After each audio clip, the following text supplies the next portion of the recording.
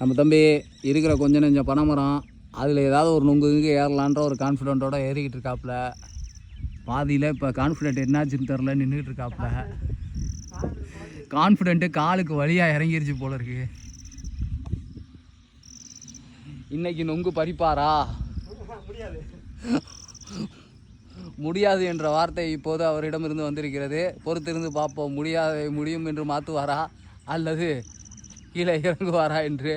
கீழே இறங்கி விடுவார். அச்சுச்சோ, சொன்னபடி கீழே இறங்குறாரு. பார்த்துக்குங்க.